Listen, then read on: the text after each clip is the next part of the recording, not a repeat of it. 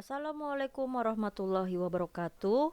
Halo teman-teman, selamat datang di channel Nina Oktoviana. Di video kali ini aku akan membahas soal V3 kekebidanan lagi, yaitu adalah asuhan kebidanan keluarga berencana, yaitu KB, bagian yang pertama.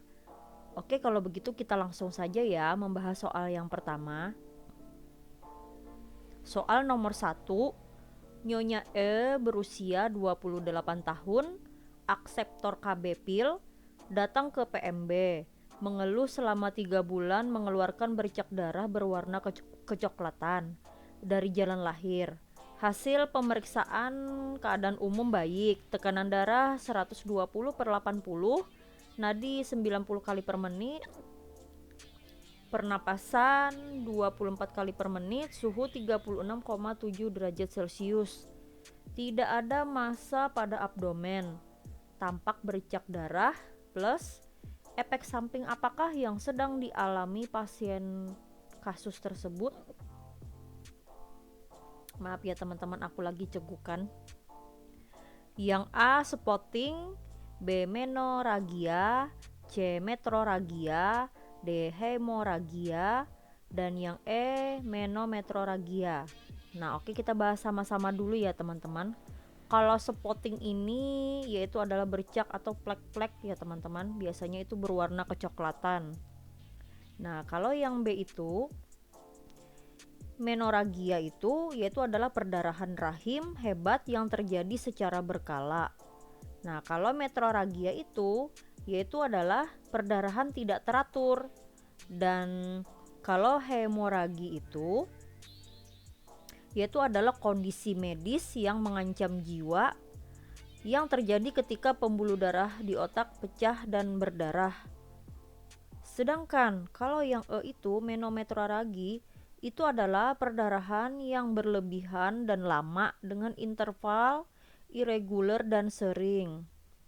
Nah, jadi kalau dari soal nomor 1 ini ya teman-teman, di sini kan kasusnya mengeluarkan bercak darah berwarna kecoklatan. Seperti yang sudah kita bahas tadi, jawabannya itu adalah yang A ya teman-teman, spotting.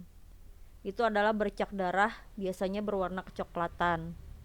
Oke, kalau begitu kita lanjut lagi soal nomor 2. Nyonya P berusia 18 tahun, datang ke bidan mengeluh baru saja terjadi korban pemerkosaan 2 hari yang lalu.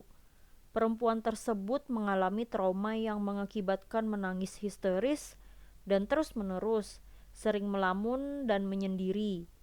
Bidan kemudian memberikan kontrasepsi darurat metode hormonal, pemberian estrogen dosis tinggi, dengan memberikan etinilestradiol. Berapakah dosis yang tepat dalam pemberian etinilestradiol? Itu biasanya kandungan yang ada di pil kondar ya teman-teman, atau kontrasepsi gawat darurat. Yang A 30 mg setiap hari selama 5 hari, B 5 mg selama 5 hari, C 200 mg setiap hari selama 4 hari, D 0,75 mg 1 jam setelah berhubungan seksual, dan yang E 600 mg 2 kali dengan interval 12 jam. Nah, oke, kita bahas dulu ya teman-teman. Nah, dari soal nomor 2 ini itu pembahasannya kontrasepsi darurat ya teman-teman, adalah kontrasepsi yang dapat diberikan pada hubungan seks yang tidak terlindungi dalam waktu 72 jam sampai 7 hari. 72 jam itu 5 hari ya teman-teman, sehingga dapat menghindari kehamilan. Kontrasepsi darurat biasanya digunakan bila berhadapan dengan hubungan seks tanpa perlindungan, hubungan seks karena perkosaan, hubungan seks dengan kondom bocor, atau menggunakan diafragma yang salah penempatan. Metode kontrasepsi darurat ini atau pil kondar itu ada 2 ya teman-teman, yaitu hormonal dan IUD. Namun yang sering digunakan di Indonesia adalah metode hormonal ya teman-teman. Itu pemberiannya itu dengan pemberian estrogen dosis tinggi dengan dosis 50 mg 2 kali dengan interval 12 jam, atau memberikan etinilestradiol 5 mg selama 5 hari. Dapat juga diberikan suntikan estradiol benzoate 30 mg setiap hari selama 5 hari. Nah, jadi dari kasus nomor 2 ini ya teman-teman, kasus soal nomor 2 ini, itu jawabannya adalah yang B ya teman-teman, 5 mg selama 5 hari. Jadi setelah dia mengalami trauma itu ya teman-teman, langsung saja diberikan 5 mg selama 5 hari berturut-turut. Jadi jawabannya adalah yang B. Oke, kalau begitu kita lanjut lagi soal nomor 3 ya teman-teman. Kalau kalian masih bingung, kalian baca-baca aja tentang hormonal Vilkondar ya teman-teman. Karena setiap kasus itu dosisnya itu bisa berbeda-beda. Atau setiap produk itu dosisnya juga bisa berbeda-beda. Ada yang diminum bisa 3 hari berturut-turut, atau diminum bisa 5 hari berturut-turut, atau 4 hari berturut-turut. Atau bisa juga dalam interval 12 jam itu bisa diminum 2 kali, bisa juga seperti itu. Nah, dari kasus soal nomor 2 ini, itu jawabannya adalah yang B ya teman-teman, 5 mg selama 5 hari agar tidak terjadi pembuahan. Nah, yang kemudian kita lanjut lagi soal nomor 3.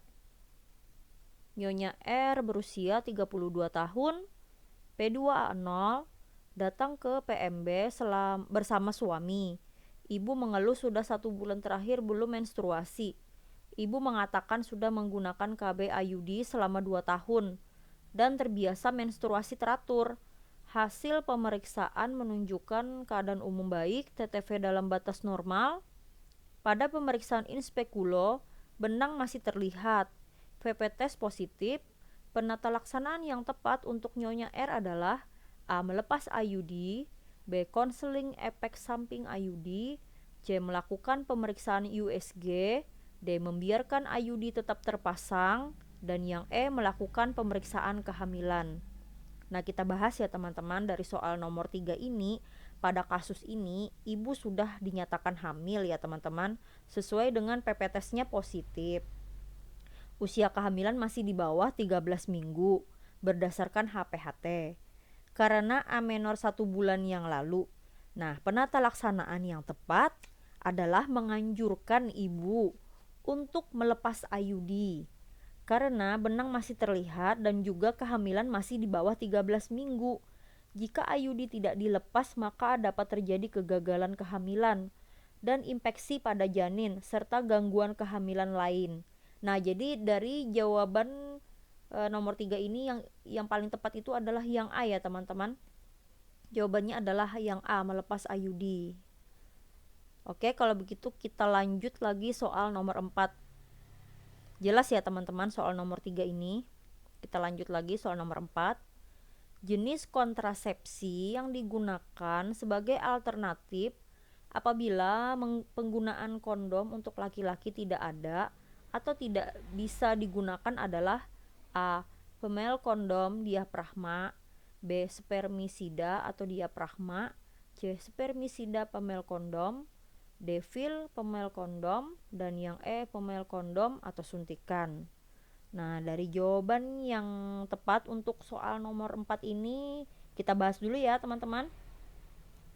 Nah, jenis kondom yang biasanya sangat efektif ya teman-teman digunakan apabila penggunaan kondom untuk laki-laki tidak ada atau tidak bisa digunakan adalah menggunakan female kondom. Itu ya teman-teman, dan diafragma. Biasanya female kondom terbuat dari bahan poliuteranin. Itu terdapat pelumas yang terbuat dari silikon ya teman-teman. Jadi itu terbuat dari silikon, memiliki panjang 15 cm dan garis tengah 7 cm serta melekat cincin poliuretan lentur di ujungnya. Hanya dapat digunakan sekali saja. Jadi setelah dipakai itu langsung dibuang ya teman-teman kalau sudah selesai. Kondom ini memiliki efektivitas yang sama dengan diafragma. Jadi jawaban yang tepat itu adalah yang A. Maaf ya teman-teman kalau misalkan penjelasanku atau penyebutanku kurang tepat ya teman-teman. Oke, kita lanjut lagi soal nomor 5 atau soal yang terakhir. Nyonya H berusia 27 tahun, melahirkan 2 bulan yang lalu. Masih menyusui anaknya dan belum haid. Pasien datang ke PMB dengan maksud ingin menggunakan kontrasepsi yang sesuai dan tidak mengganggu kelancaran ASI. Hasil pemeriksaan diketahui tanda-tanda vital normal.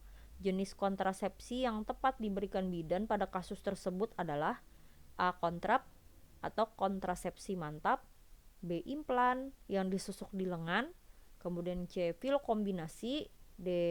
MAL atau MAL sampai bayi berusia 6 bulan, dan yang E. Pil mini. Nah, apa teman-teman jawabannya? Yang paling tepat untuk soal nomor 5. Jadi jawaban yang paling tepat itu adalah yang D ya teman-teman, MAL sampai bayi berusia 6 bulan. Karena apa? Metode amenore laktasi atau MAL disebut juga dengan proses laktasi alamiah. Ibu hanya perlu memberikan ASI saja tanpa tambahan makanan atau minuman lain hingga sang anak berusia 6 bulan dan ibu tidak menggunakan alat kontrasepsi lain.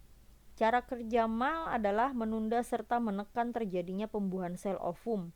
Karena saat ibu sedang menyusui, tubuh ibu akan memproduksi hormon prolaktin dan oksitosin.